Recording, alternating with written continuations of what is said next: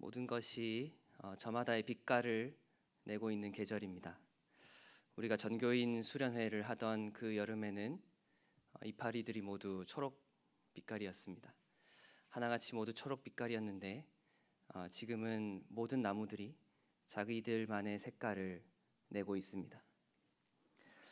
들판의 벼들도 누렇게 황금 들녘을 이루었고 우리의 밥상을 책임질 무와 배추들이 잘 자라서 익어가고 있습니다. 모든 이파리들이 뜨거운 여름을 보내면서 그 뜨거운 태양들을 자기 안에 잘 품어서 자기의 빛깔을 내듯이 우리 또한 전교인 수련회에서 하나의 빛깔이었지만 이제는 자기만의 색깔로 활짝 펼쳐내는 계절이 되시길 바랍니다. 이파리들이 그렇게 자기의 빛과 색깔을 내더라도 그 다른 색깔들은 모두 조화롭고 서로 잘 어울립니다. 우리 또한 서로가 조금은 다른 목소리를 내더라도 우리가 한 아버지와 한 그리스도 안에서 하나라는 사실을 늘 기억하면서 그 목소리들이 잘 어울리고 조화롭게 되기를 바랍니다. 오늘은 신명기 이야기를 조금 해볼까 합니다. 신명기는 모세의 저작이라고 하지만 정확하게 말하면 요시야 왕이 다시 쓴 이야기입니다. 열왕기 하서와 역대기서를 통해서 요시야 왕의 이야기가 등장하고 있습니다. 이 열왕기 하서와 또 역대기서에는 요시야 왕의 정치적인 업적보다는 그의 신앙적인 업적이 잘 드러나고 있습니다. 요시야는 우리가 잘 아는 대로 이전에도 없었고 이후에도 없었던 그런 아주 하나님만을 섬겼던 그런 왕으로 평가되고 있습니다. 가장 훌륭하고 하나님의 마음에 합하였던 그런 왕이라고 평가되고 있습니다. 요시야 왕이 뭘 했냐 하면 요시야 왕은 첫 번째 우상을 다 척결해 버렸습니다. 일단 바알의 제단을 모두 허물었습니다. 지방에 있는 산당들을 다 없애버렸습니다. 그리고 하나님 한 분만을 섬기도록 백성들에게 권유하고 명령하였습니다. 물론 이렇게 한 왕들이 이전에도 있었습니다. 히스기야 왕도 우상을 없애는 일들을 해왔었습니다. 그런데 요시야 왕의 업적 중에서 가장 특이한 그 특이점은 바로 요시야 왕의 성전을 정리하는 과정에서 대제사장 hil기야에 의해서 새로운 법전이 낡은 법전이 발견되었다는 점입니다. 대제사장 hil기야는 요시야 왕의 명령을 받아서 성전을 정리하고 보수하는 작업에 한창이었는데 그 중에 어떤 한 법전을 발견하게 된 것입니다. 이것을 요시야 왕에게 갖다 주고 보고하였더니 요시야 왕이 너무나도 마음에 찔림을 얻고 허물을 자기 발견하면서 성경에는 옷을 찢고 하나님께 회개를 했다라고 적혀 있습니다. 이렇게 겉만 보면 이런 신앙적인 업적만 들여다보면 요시야 왕이 하나님의 말씀에 순종을 했고 하나님과 함께한 왕이라는 그런 평가를 보면 참 그 삶이 순탄했을 것이다 라고 짐작할 수 있겠지만 실제로 요시야 왕의 앞뒤 이야기들을 조금 자세히 들여다보면 요시야 왕의 생애는 그렇게까지 편안하지는 않았습니다. 요시야는 기원전 7세기경에 8살에 왕이 되었습니다. 8살에 왕이 되었다. 여러분, 우리나라의 역사 중에서도 어린 나이에 왕이 되었다라는 것은 그만큼 정치적인 혼란기에 있었다라는 뜻입니다. 실제로 요시야 왕의 아버지였던 아몬은 2년만 재위하고 신하에 의해서 살해되었습니다. 2년만 재위하고 신하들에 의해서 살해되었다. 그리고 나는 8세에 왕이 되었다. 이것은 너무나도 불안한 상황이고 하루하루가 두려움과 공포에 떨 수밖에 없는 그런 상황입니다. 아몬 이전에 왕이 바로 므낫세입니다. 므낫세 왕은 성경의 평가에 의하면 하나님 보시기에 굉장한 악을 행했던 왕입니다. 그런데 이 왕은 심지어 55년을 재위했습니다. 55년이란 시간을 재위하고 그 다음에 아몬 왕이 2년을 재위하다가 살해당하고 요시야가 왕이 되었다. 그럼 결국 이 유다국의 분위기는 어떻겠습니까? 므낫세에 의한, 아직도 므낫세의 권력이 살아있는 공간입니다. 이 유다국에는 물론 원로라고 표현이 되긴 하지만, 한 발짝 물러났다고는 하지만, 뒤에서 55년 동안 흘러온 그 문화와 그때 당시에 권력층들이 아직도 한마디만 하면 요시야 왕은 단칼에 날아갈 수 있는 그런 상황이었다는 것입니다. 그런데 이 므낫세 왕은 어떤 특징이 있냐면 바로 친아시리아적인 왕이었습니다. 그러니까 아시리아국이 이 유다국을 거의 통치한 거나 다름이 없었던 것입니다. 유다국에 있었던 우상들은 모두 므낫세 왕이 아시리아와 친해지면서 아시리아에 있던 우상들이 스멀 유다국을 장악했던 그런 시기라고 볼 수 있겠죠. 즉 다시 말하면 므낫세 왕을 추종했던 사람들은 곧 친아시리아적인 세력들이었습니다. 아시리아는 굉장히 큰 강대국으로서 유다국이 조금이라도 반역의 기미를 보일까 봐 늘 이 친아시리아 세력을 통해서 감시를 해왔습니다. 요시야 왕의 분위기는 어땠을까요, 여러분? 분명히 그 사람들의 눈치를 계속해서 볼 수밖에 없었던 것입니다. 자기는 하나님께서 세우신 이 나라, 하나님께서 세우신 이 유다국이라고 믿어서 왕이 되었는데 결국에 이 나라가 등장하고 있고 계속해서 통치되고 있는 방식은 아시리아적인 방식이고 우상적인 방식이고 하나님의 법과는 맞지 않았습니다. 이 친아시리아 세력에 대해서 조금 더 설명을 드리도록 하겠습니다. 이 친아시리아 세력은 이 산당이라는 걸 통해서 통치했습니다. 지방에 있는 성소들을 통해서 통치했습니다.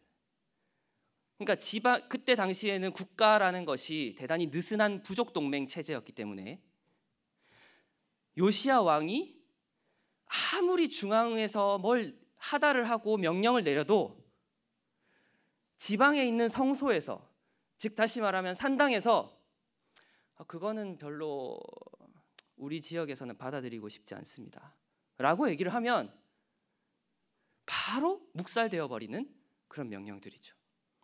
이 산당이라는 것은 예루살렘이라는 중앙 공간에 올 수 없기 때문에 지방에서 드리는 성소의 역할, 그러니까 성전의 역할을 했지만, 다시 말하면 지금으로 말하면 언론의 역할도 하고 정치적인 여론이 형성되는 곳이기도 했던 것입니다. 그러니까 이 지방의 성소 산당에는 귀족 세력들이 실제 백성들과 늘 가까이 소통하면서 요시야 왕이 이렇게 하나님을 섬깁시다 라고 얘기를 해도 나는 별로 그러고 싶지 않은데 이렇게 얘기를 하면 한마디로 모든 것이 무시되는 그런 공간이었던 것입니다. 이 산당에서는 그래서 우상들이 우글우글 됐습니다. 왜 우상들이 우글우글 됐냐? 이 지방에 있는 이 산당에서는 실제로 하나님의 법을 읽을 수 있는 사람이 없었습니다. 그때 당시에는 글자를 읽을 수 있는 사람이 대단히 소수였기 때문에 하나님의 법이 어떻게 적혀 있는지 아무도 몰랐습니다. 산당에 있는 지방의 권력들이, 지방의 지주들이, 귀족들이 하나님의 말씀에 이렇게 돼 있어. 성소에 이렇게 아세라 목상하고 다 같이 놓는 것도 크게 문제 되진 않아 라고 얘기를 하는 겁니다. 그러면은 지방 성소에는 우상이 들어서게 되는 겁니다. 여러분, 우리도 그런 게 있죠. 예를 들면 신앙의 부분과 풍습의 부분이 교차하는 지점이 있을 때, 신앙의 부분과 풍습의 부분이 뭔가 부딪히는 부분이 있을 때, 명확하지 않을 때, 이 글자에는 없는데, 이 성경에는 그런 얘기가 없는데 내가 어떻게 결정해야 되지? 라고 한다면 분명히 이 법을 잘 아는 그 사람에 가서 물어볼 겁니다. 나는 이런 것들을 해보고 싶은데 이게 하나님의 법에 맞습니까? 그러니까 이 메신저들이 곧 법인 상황이 되는 겁니다. 메신저들은 법을 제대로 알려줘야 되는데 메신저들이 오히려 곧 법의 상태가 되는 어지러운 상태가 되어버리는 것입니다. 그게 요시야 당시의 상황들입니다. 이런 와중에 요시야는 친므낫세적이고 친아시리아적인 귀족 세력들에 맞서서 자기의 세력을 구축할 필요가 있었습니다. 유다국이 아시리아의 말을 잘 듣는 노예로 살아갈 것인가, 아니면 하나님의 말씀을 제대로 지키고 하나님의 말씀과 법을 따르는 백성으로, 국가로 살아갈 것인가.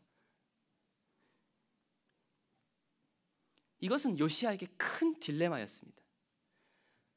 자칫 정말 좋지 않은 타이밍에 이 이야기를 꺼냈다가 언제 또 이 므낫세와 친했던 친아시리아 세력에 의해서 살해당하고 제거될지 모르는 상황이었기 때문에 함부로 이 이야기를 꺼낼 수가 없었습니다. 이 갈림길에서 요시야는 새로운 것이 필요했습니다.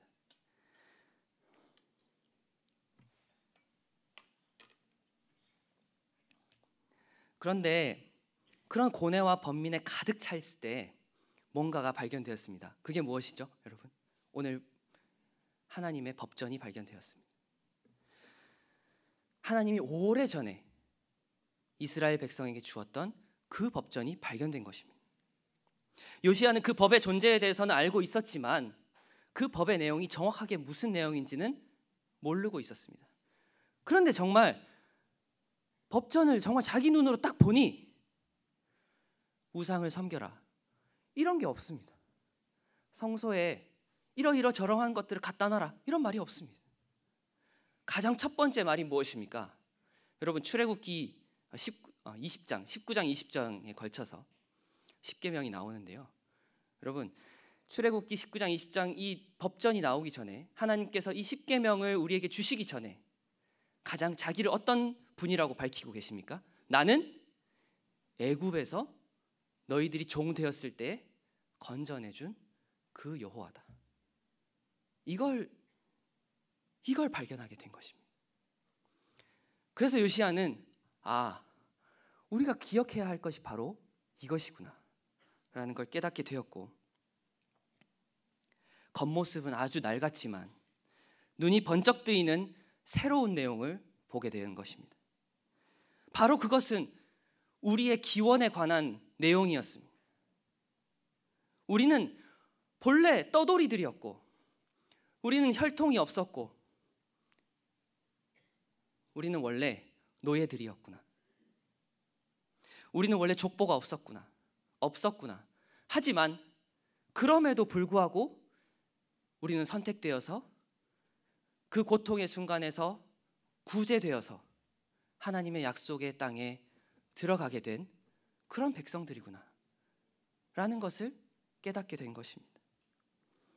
우리는 혈통과 자기의 수저로 판가름되는 그런 백성들이 아니라 우리는 자유인이며 우리는 법의 백성이라는 것을 알게 된 것입니다.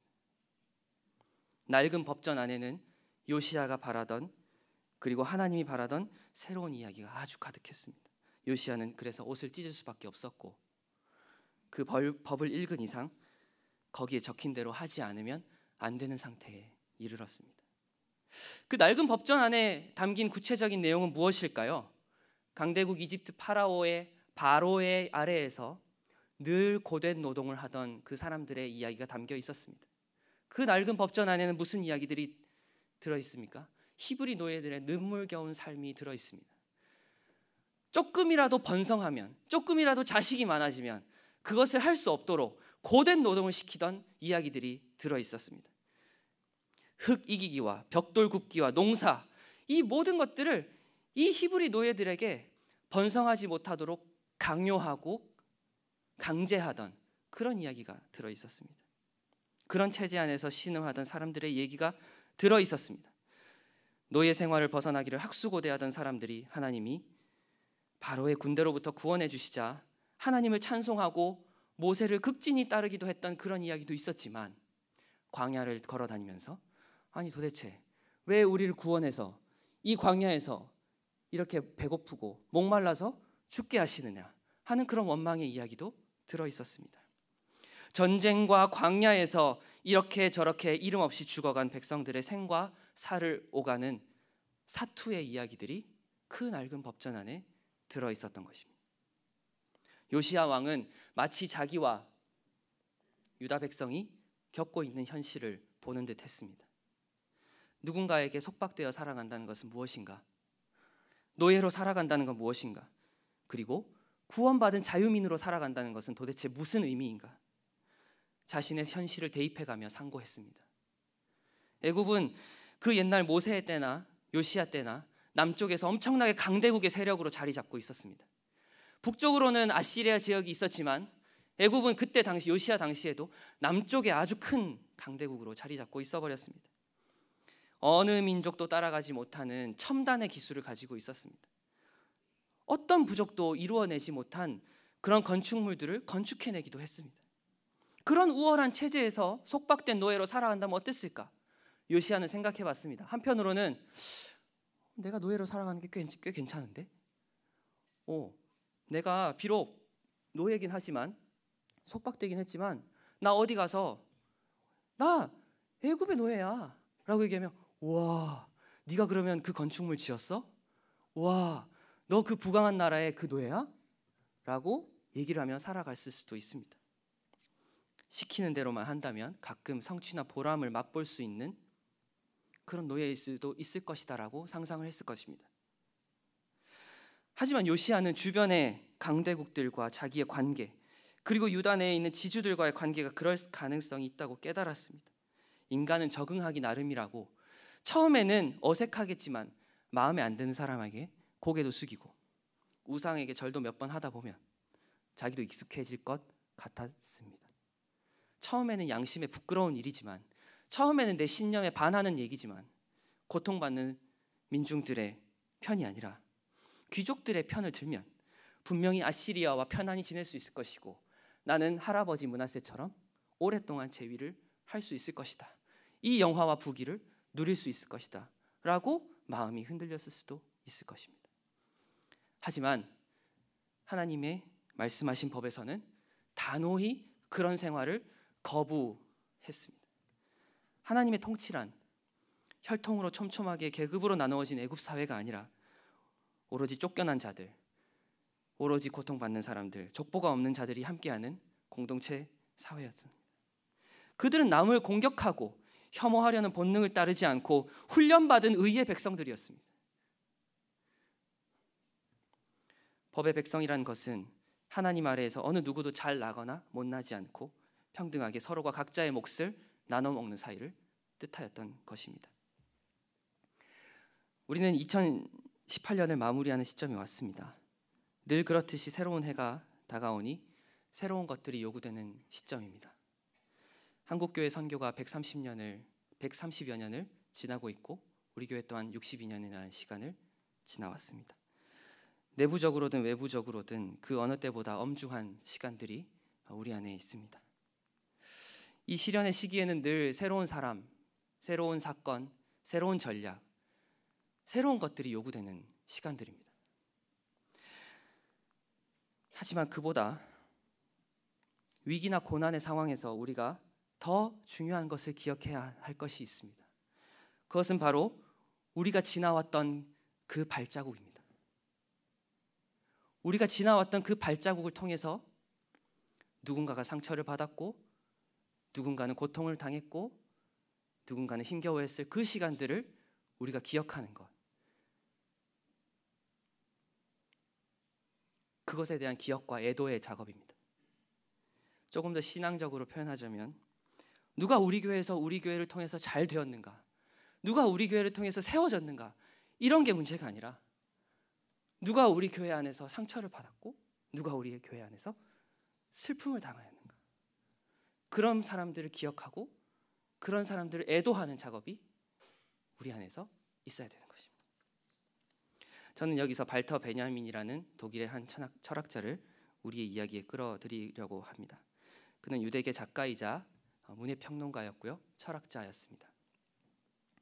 그는 한국어로 회억이라고 번역되고 있는 단어 아인기덴켄, 이건 제가 독일어를 잘 못하는데요, 이걸 발음을 찾느라고 아인기덴켄이라는 단어를 굉장히 중요한 자기의 사상의 단초로 삼았습니다. 이 베냐민이라는 사람은 세계 2차 대전 당시에 학살당하던 자기의 동족들을 직접 몸으로 겪은 사람들입니다. 자기는 분명히 훌륭한 철학자였고 인정받는 철학자였고 인정받는 학자였지만 그의 동족들과 그 옆에 있는 사람들은 무참히 짓밟히고 죽어가고 있는 상황이었습니다. 그렇게 이 베냐민은 늘 고민했습니다. 과거의 부당하고 고통스러운 일과 불의들을 어떻게 대할 것인가에 대한 아주 깊은 고민에 빠져버렸습니다. 이렇게 많은 일들이, 많은 아픔들이 벌어지고 있는데 대체 나는 무엇을 해야 하는가? 이런 거에 대한 깊은 고민이 있었습니다.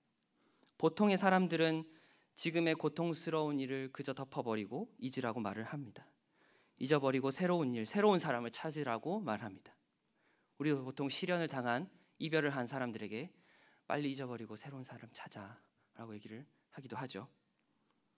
또 새로운 일을 막 하다 보면 과거의 일이 생각나지 않으니까 그냥 바쁘게 지내, 일을 많이 해, 이렇게 얘기를 하기도 합니다. 또 어떤 사람들은 우리가 당하는 고통에 대해서 이렇게 얘기합니다. 그거 다 나중에 너에게 도움이 될 거야. 그 일이, 지금 당하고 있는 너의 그 아픈 일이 나중엔 너의 은혜의 재료가 될 거야. 이런 얘기를 하기도 합니다. 잠깐의 위로는 될 말이었지만 결국 그 말이 거대한 진실을 가릴 수는 없는 것입니다. 베냐민은 그런 모든 망각이나 값싼 위로 대신에 회억을 권합니다. 그것을 기억하고 충분히 애도하기를 주장합니다. 여기서 말한 회억이라는 것은 단순히 그것을 회상하라는 것과 다릅니다. 회상은 이런 겁니다. 옛날에 맞아 1885년에 어떤 일이 있었지, 1920년에 무슨 일이 있었지, 이런 것들 그냥 기억하는 것이 회상이라면, 회억이라는 것은 과거에 지나가 버린 그 닫혀버린 그 사건, 닫혀버린 그 사건에 대해서 그 문을 열고 찢어서 들어가는 책임지는 태도를 말합니다. 과거의 역사에 대해서 충분히 참여하고 책임지는 태도를 회억이라고 베냐민은 말하고 있습니다.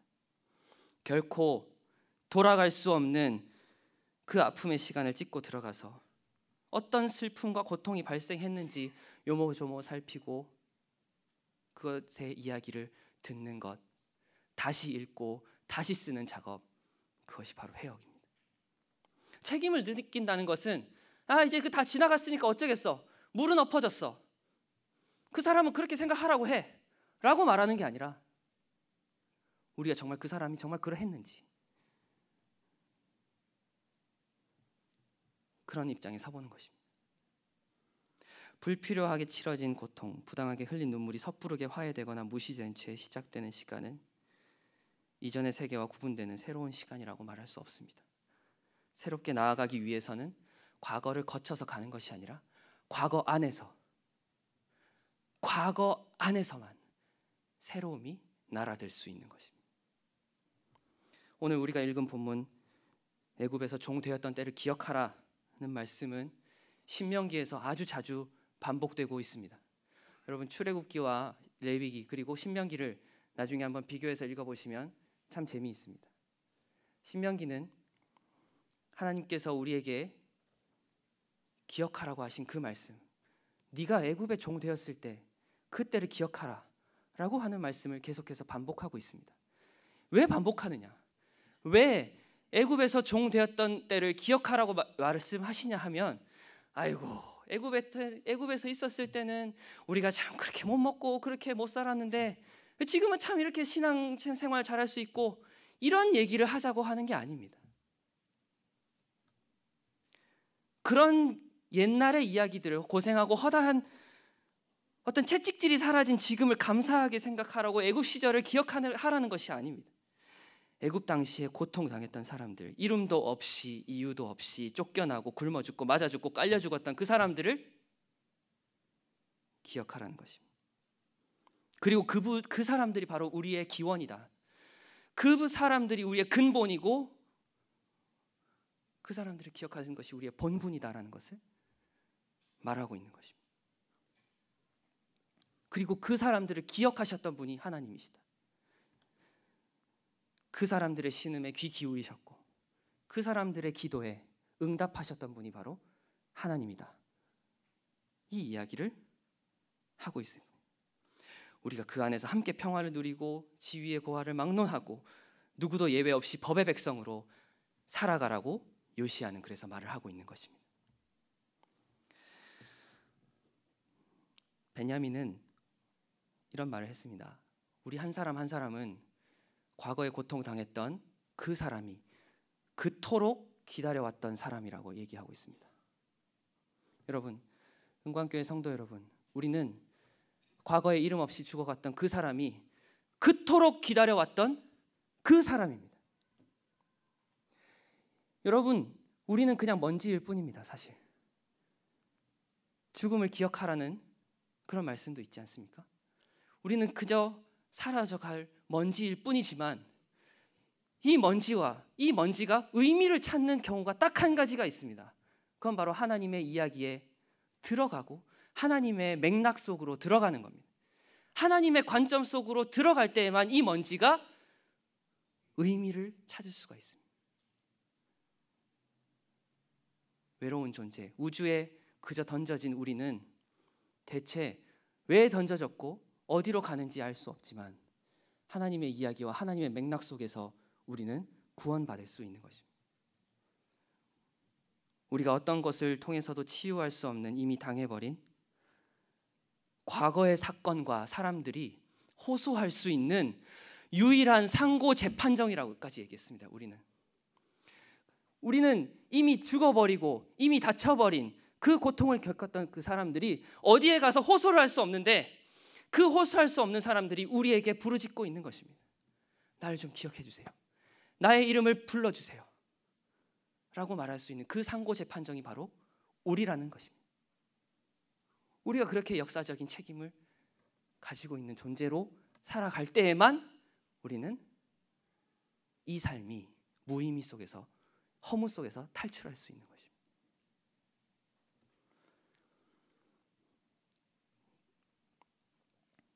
과거에 억울하게 죽어간 이들, 부당하게 상처받은 이들의 패배한 과거를 다시 끝나지 않은 싸움으로 우리가 입증해 줄 때 우리에게는 비로소 새로운 문이, 새로움의 사건이 도래할 것입니다.